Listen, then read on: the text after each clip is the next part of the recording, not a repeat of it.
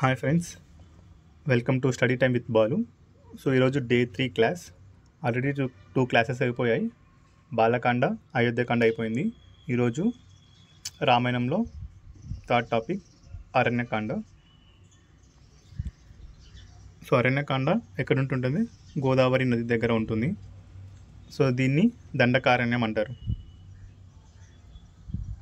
ఈ అరణ్యకాండని దండకారణ్యం అంటారు. ఇది పవిత్ర ప్రదేశం, ప్రశాంత ప్రదేశం.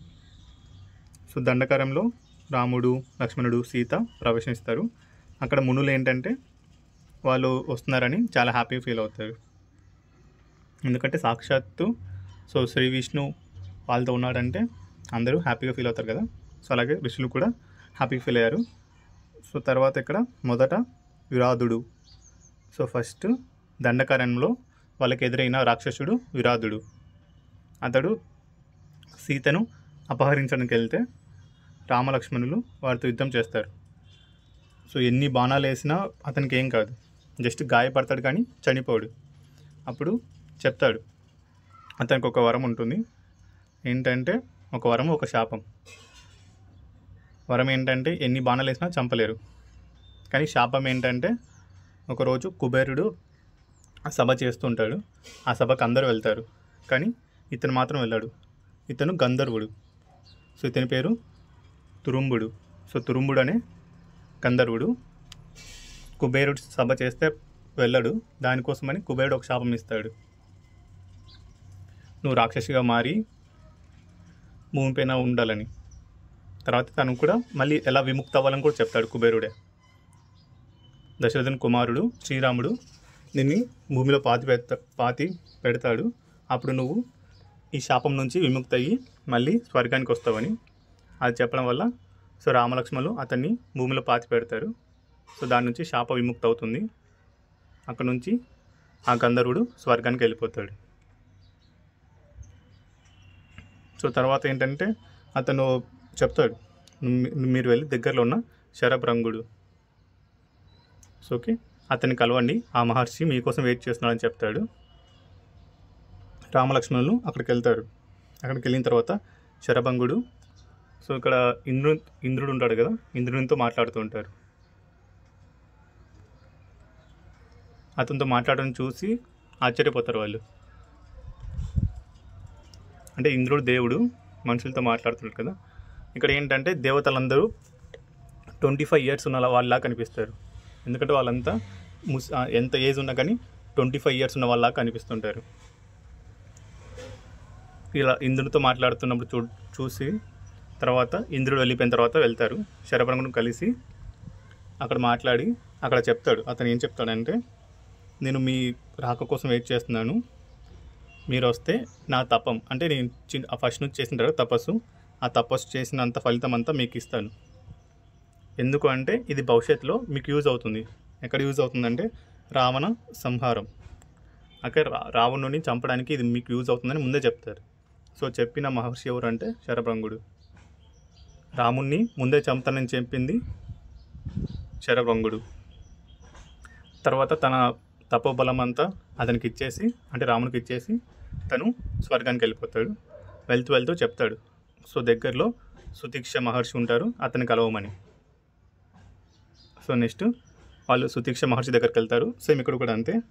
తను కూడా తన తపబలాన్ని అంతా, అంటే తపస్సు చేసిన బలాన్ని అంతా శ్రీరాములు వారికి ఇచ్చేసి తను కూడా స్వర్గప్రాప్తికి వెళ్ళిపోతారు. సో అక్కడ చాలామంది మునులను కలుస్తారు. తర్వాత ఇక్కడ ఇంకేంటంటే ఇంకో మహర్షి కూడా చెప్తాడు. అతని పేరు అగస్త్య మహర్షి. అగస్త్య మహర్షి అంటే అతనికంటూ ఒక పేరు లేదు. సో పేరు తెలియని వాళ్ళని అగస్త్యులు అంటారు కదా. ఆకాశవాణి అంటే ఎవరు తెలియదు, ఒక పర్సన్. అలాగా ఇక్కడ ఒక మహర్షి ఉంటారు. అతని పేరు తెలియదు కాబట్టి అతని అగస్త్య మహర్షి అంటారు. సో ఇతని రోల్ చాలా ఇంపార్టెంట్ ఇక్కడ. ఈ మహర్షి ఏంటంటే వాళ్ళకి ధనుసు ఇస్తాడు. శ్రీరామునికి దివ్యమైన ధనుసు ఇస్తాడు, అలాగే ఖడ్గాని ఇస్తాడు. ఈ రెండు ఇస్తాడు. ఇంకా ఇతను చెప్తాడు ఎక్కడ ఉండాలనేది. సో చిత్రకూటంలో ఎక్కడ పర్ణశాల నిర్మాణం చేసుకోవాలనేది చెప్పేది అగస్త్య మహర్షి. అక్కడేమో వనవాసంలో చెప్పిందేమో భరద్వాజుడు, ఇక్కడ దండకారణ్యంలో ఎక్కడ ప్రదేశం ఏర్పాటు చేసుకోవాలని చెప్పింది మాత్రం అగస్త్య మహర్షి. సో శివధనుసు ఇస్తాడు, ఖడ్గం ఇస్తాడు, దివ్య ధనుసు ఇస్తాడు, ఖడ్గం ఇస్తాడు. రాముడేమో ఇతన్ని కాకుస్తా అనే సంబోధనతో పిలుస్తాడు.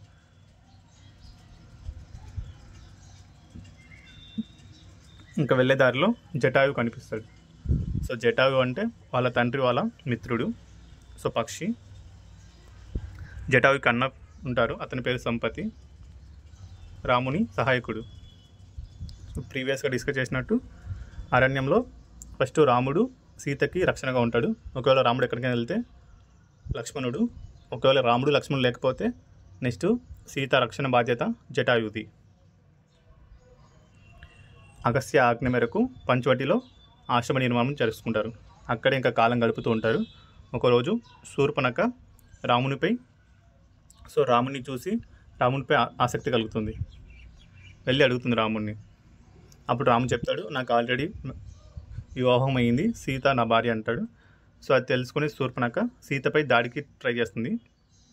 అది చూసిన లక్ష్మణుడు ఏంటంటే శూర్పణఖకి ముక్కులు చెవులు కోసేస్తాడు.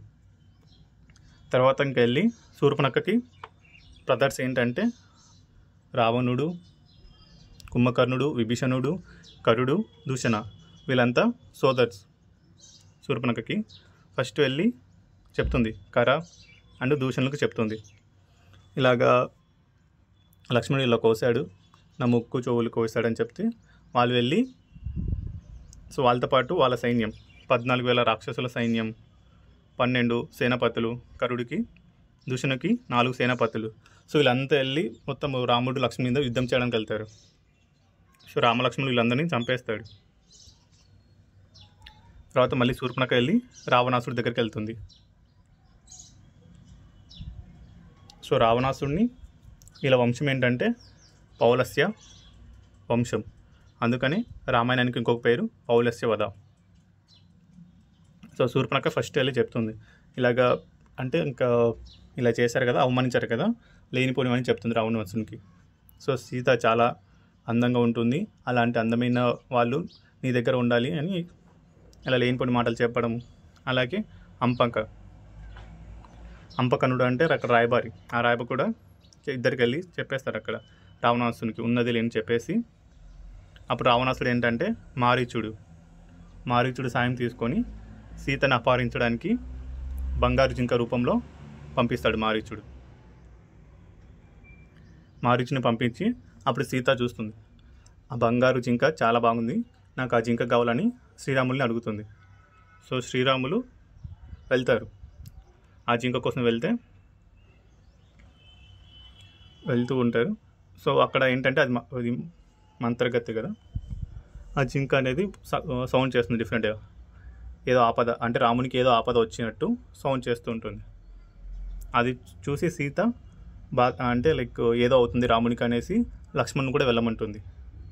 అప్పుడు లక్ష్మణుడు చెప్తాడు, కానీ ఏంటంటే సీత మీ అన్నకి ఏదో అవుతుంది, నువ్వు వెళ్ళు కాపాడని.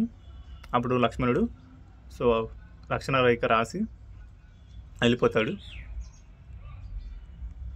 అప్పుడు రావణాసుడు వస్తాడు, ఎవరు లేరు కదా, రావణాసుడు బ్రాహ్మణ రూపంలో వచ్చేసి సీత దగ్గరికి వచ్చేసి సీతని తినడానికి ఏదైనా ఇవ్వమని అంటాడు.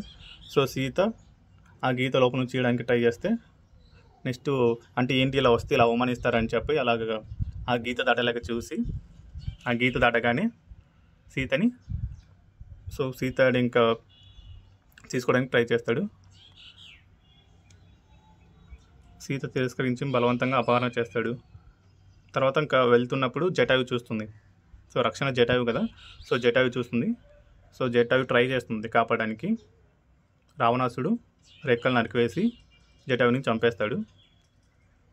తర్వాత సీతను లంకకు తీసుకెళ్ళి రాక్షస స్త్రీల వద్ద ఉంచుతాడు. ఇప్పుడు రామలక్ష్మణులు తిరిగి వస్తారు, వాళ్ళ ఆశ్రమానికి వచ్చి సీత లేదని బాధపడతారు. అలా వెతుకుతుండగా జటాయు కనిపిస్తుంది. సో జటాయు చెప్పి చనిపోతుంది. సో వాళ్ళు జటాయుకి అంత్యక్రియలు చేస్తారు. ఇక్కడ ఆ జటాయుకి వాళ్ళు ఏమంటారంటే లేపాక్షి అనడం వల్ల అక్కడ ఆ పేరు కూడా లేపాక్షి అని కూడా వస్తుంది. ఇది కూడా ఒక క్వశ్చన్ వస్తుంది. తర్వాత ఇంకా వాళ్ళు సీత అన్వేషణ కోసం వెళ్తూ ఉండే ఇంకొక రాక్షసుడు వస్తాడు. అతని పేరు కబంధుడు. ఆ కబంధుడు కూడా ఘోర రూపం, పొట్టల ముఖం, సో విచిత్రంగా ఉంటారు రాక్షసుడు. అతన్ని కూడా చంపడానికి ట్రై చేస్తారు. అతన్ని చంపిన తర్వాత తను కూడా ఒక శాపం ఉంటుంది. ఆ శాపం వల్లే తను కూడా అంత భయంకరంగా ఉంటాడు.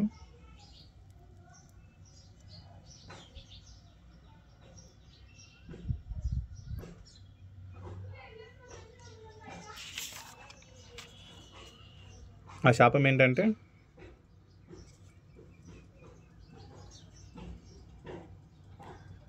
కబంధుడు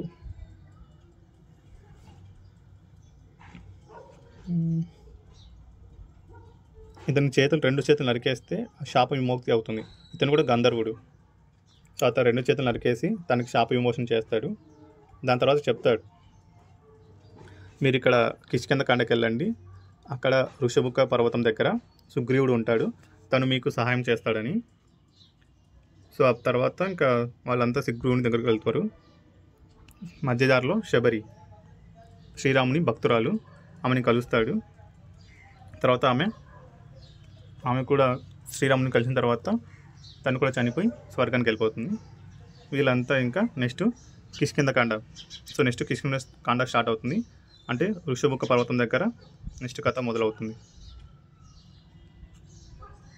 ఓకే, సో నెక్స్ట్ మళ్ళీ రిమైనింగ్ స్టోరీ రేపు చూద్దాం. ఇదేంటంటే జస్ట్ ఓకే ఏమేం పాయింట్స్, మెయిన్ పాయింట్స్. సో ఈ స్టోరీ అయిపోయిన తర్వాత పీడిఎఫ్ అనేది ఎలా టెలిగ్రామ్లో మొత్తం ఇస్తాను. ఇక్కడ జస్ట్ మైండ్ మ్యాప్, దాంట్లో ఏమేమి ఇంపార్టెంట్ థింగ్స్ అవి మాత్రమే ఇక్కడ ఇచ్చాను. సో ఇన్ డీటెయిల్గా స్టోరీ అనేది టెలిగ్రామ్లో యాడ్ చేస్తాను. ఆ టెలిగ్రామ్ లింక్ కూడా డిస్క్రిప్షన్లో ఉంటుంది. సో ఇంట్రెస్ట్ ఉంటే అక్కడ జాయిన్ అవ్వండి. ఆ పీడిఎఫ్ అక్కడ ఉంటుంది. పీడిఎఫ్ నేమ్ కూడా Day 3 అని ఉంటుంది. అది ఒకసారి చదివేస్తే సెట్ అవుతుంది. ఇక్కడ జస్ట్ రివిజన్ లాగా ఉంటుంది, అక్కడ ఇంకోసారి చదివితే కొంచెం స్టోరీ లాగా ఉంటుంది. ఈ 2 తర్వాత మళ్ళీ ఈవినింగ్ ఈరోజు 7 to 8 మధ్యలో లైవ్, 7 to 8 మధ్యలో లైవ్ ఉంటుంది. ఆ లైవ్లో సేమ్ ఈ టాపిక్ మీద క్వశ్చన్స్ అడిగితే అయిపోతుంది. వినడం, చదవటం, రాయటం, ఈ 3 చేసామంటే అయిపోతుంది. ఒక టాపిక్ అనేది చాలా కాలం గుర్తుండిపోతుంది. Okay, thank you.